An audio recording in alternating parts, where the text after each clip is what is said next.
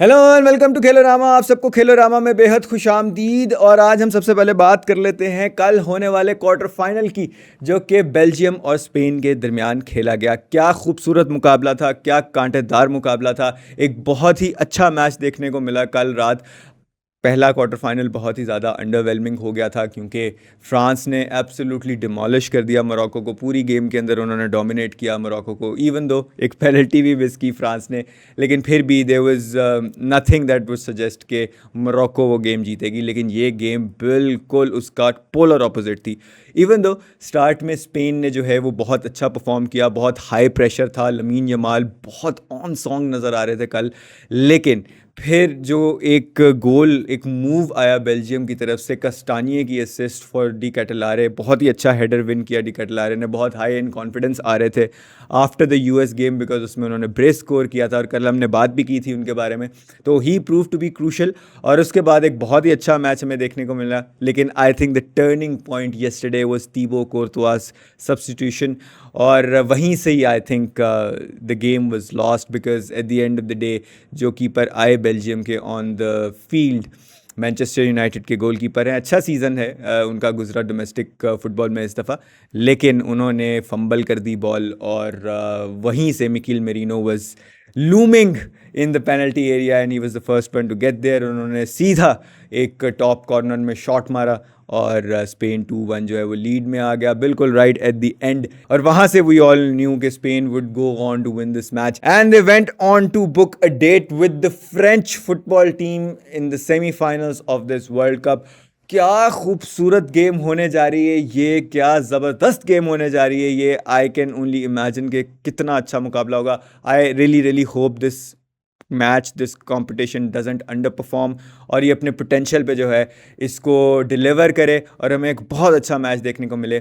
Spain के लिए एक कंसर्न जो है सबसे बड़ा, आई वुड से, वो पेड्री हैं। For some odd reason Pedri didn't start yesterday, even though जब पेड्री आए बेंच से तो Pedri wasn't performing well.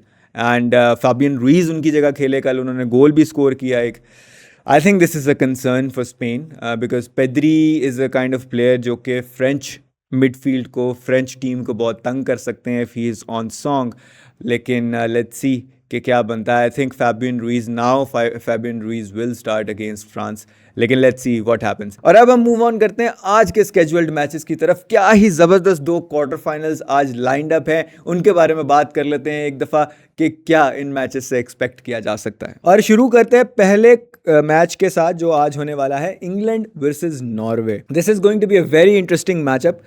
On one hand we have a team जो कि बहुत अच्छा नहीं खेल रही, जो कि मतलब most of the times they just getting by. अपने मेक्सिको वाले गेम के अंदर वो डाउन टू 10 मैन थे, वो स्ट्रगल करके किसी ना किसी तरीके से जो है वो एट द एंड वो मैच जीत गए, टीम यूनिटी, टीम स्पिरिट के साथ। डीआर कॉन्गो के साथ उनकी गेम थी, 2-1 वो जो है मैच जीते, उसमें भी 1-0 डाउन थे for the most parts of the game. और उसके अंदर भी eventually, I mean, the only thing, the only attribute that they had that helped them was that they did not give up and they were fighting as a team, which is a very, very, very crucial thing. Last time around, Argentina won a World Cup because of that. They didn't have the best team, but they still won the World Cup because they were fighting it out together. जबकि दूसरी side पे हमारे पास team है Norway की, जो के round of 16 में Brazil को हरा के आ रही है। The south American giants, 5 time world cup champions, जिस टीम में नेमार है जिसका लास्ट वर्ल्ड कप चल रहा है, जिस टीम में विनीशियस जूनियर है, जिस टीम के अंदर कैसेमीरो है, जिस टीम के अंदर गिमरेश है, जिस टीम के अंदर और एक्साइटिंग टैलेंट्स है, जिसके अंदर गैब्रियल है, जिसके अंदर मार्किनियोस है। दोनों यूसीएल सेमीफाइनलिस्ट टीम्स का हिस्सा थे। मार्किनियोस पीएसजी के कैप्टन हैं, back to back champions leagues जीत के आ रहे थे इस वर्ल्ड कप के अंदर। उसके अलावा they have Alisson in the goal, they also have Ederson on the bench, they have Endrick off the bench. और एक इतनी ज़बरदस्त टीम है ब्राज़ील की, despite their flaws. Obviously they have Raphinha injured, Neymar also not fit to the full extent, but still I think Brazil should have defeated Norway in that game. They also have Carlo Ancelotti as their coach, by the way, which is greater than anything, really. I mean, I think Ancelotti is the best coach, hands down, in this World Cup. He was the best coach, but eventually, like, Brazil team could not deliver it on the ground and they lost. Or one person was responsible for inflicting that loss on them, and that person's name is Erling Brod Haaland. और Haaland की performances इस World Cup में are beyond amazing. Haaland is in the race of golden boot with Kylian Mbappe and Lionel Messi. He is playing from Norway. He should not have any right to be there if we're talking about the statistics and also about the strengths of the players, but it's about the spirit, and Erling Haaland and Norway team has that. और ये एक चीज़ है जो I think England को navigate करनी पड़ेगी, because even though they did it very successfully against a very good Mexican side was performing really well. They were playing at Azteca, their own home, and somehow England came out victorious in that game. But I think that's the kind of spirit that they will need in this game, but only multiplied by 10 or 20x. Because Norway is a much better team than Mexico. They are also in a very good form. They have good players. Their goalkeeper is in a very good form. They are good players around Erling Haaland. They're not world beaters. They're not players, individually speaking, of the caliber of the people that England has in their team. Obviously, they don't have people like Saka. They don't have people like Jordan Pickford. They don't have people like their defenders, the English defenders. They don't have anyone really like Jude Bellingham. So the only answer they have, toe to toe with English team is Erling Haaland against Kane. Erling Haaland is more or less what Norway, depends on. But that is not to take away anything from Norway's team members. क्योंकि Norway के जितने भी players हैं, they have played really well, they have played above their wait.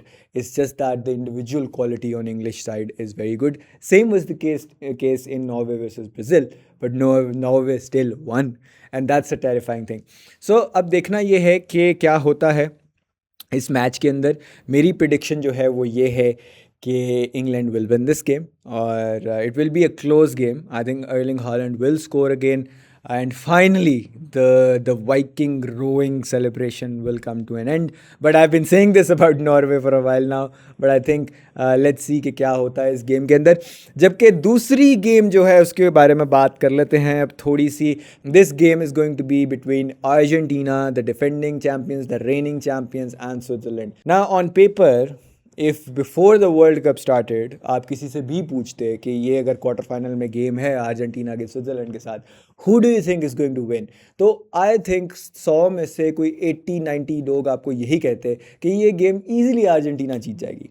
But looking at the performances that Argentinian team has put in this World cup, looking at what Switzerland has been doing in this World Cup, it's not that easy to predict, because Argentina was extremely poor against Egypt. They just got in because they have Lionel Messi, which by the way is a cheat code. Honestly, more times than not, Lionel Messi will bail you out, but there are limits to that as well. So they have to be careful. Against Cabo Verde, they were again poor. They were complacent. They thought, oh, we have this. And they were tested. They didn't learn anything against Egypt. They were even worse. So अगर यही trajectory रहनी है Argentinian team की इन this game, तो और अगर वैसे ही खेलना है इन्होंने जैसे पहले खेले हैं, Switzerland is going to dump them out of this World Cup and they are going to go home. But अगर अर्जेंटीना अपने सही पोटेंशियल पे खेलती है in this game, if Argentina really plays as a team, the spirit that won them that World Cup. Last time around, they weren't the best team in the world, honestly. They were probably, in my opinion, they were like 5th or 6th favorites for the last World Cup. There are a lot of weak links in this team, Rodrigo de Paul being probably the biggest weak link. Defense जो है वो बहुत ज़्यादा weak है, बहुत ज़्यादा fragile है. There are a lot of errors in that defense. We don't know how this defense is going to play. And Switzerland, on the other hand side, is very good at, like doing that counter-attacking stuff. They are defensively solid. They know how to defend. They know how to absorb pressure. And pretty much like, any other team that Argentina has faced, except for Cabo Verde. Kudos to Cabo Verde. Cabo Verde was performing on another level. But, that's also the danger of playing that way against Argentina. Egypt was more pragmatic, but Egypt was a better team as well, and that's why they also troubled Argentina more. लेकिन ये है कि last time around Messi थे, तो मैसी ने कर लिया। मैसी अभी भी इंशाल्लाह होंगे इस गेम में, लेकिन देखते हैं कि क्या होता है और क्या मैसी इस दफ़ा फिर बेल आउट कर पाएंगे या बाकी के इर्द गिर्द के प्लेयर्स भी कुछ करेंगे। क्योंकि आई थिंक इस this time around specially Rodrigo de Paul either bench him और he has to drop the game of his life time in this match for Argentina to have a good chance of progressing forward. क्योंकि अगर इन्होंने उसी तरीके से, if I go by the form in this tournament, I will say Switzerland are favorites to go through because Switzerland has been playing well. They actually contained Colombia. Colombia were the favorites to progress from last game. और Colombia का अगर Argentina के against match होता तो that would have been one hell of a quarter final, because last time के Copa America के runners up हैं जो कि यूनाइटेड स्टेट्स में ही खेला गया था। ये अलग बात है कि इनका मैच वैंकूवर में था विद कोलंबिया स्विट्ज़रलैंड का, लेकिन ये है कि ये कोलंबिया को हरा के आए हैं। उससे पहले Switzerland also played against Canada the को होस्ट, उनको भी इन्होंने हराया उनके अपने ग्राउंड के ऊपर वैंकूवर के अंदर। तो Switzerland is a great team और I think Switzerland on form in this tournament have a very good chance of dumping out Argentina. That's a very serious and fair assessment.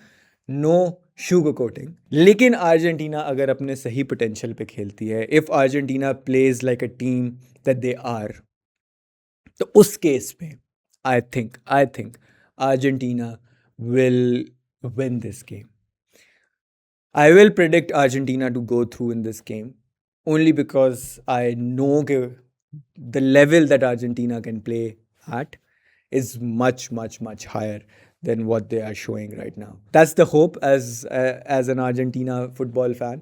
और I think ये बड़ा ज़रूरी भी होगा अगर Argentina को एक डीप रन करना है इस टूर्नामेंट के अंदर, कि वो इस मैच में न सिर्फ जीतें बल्कि अच्छी परफॉर्मेंस दें ताकि कॉन्फिडेंस आए इनकी टीम के अंदर. Right now I think the rest of the team members they are just like यार मैसी को बॉल दे दो, मैसी ही कुछ करेगा, मैसी ही ने करना है, हमसे तो कुछ होने नहीं वाला.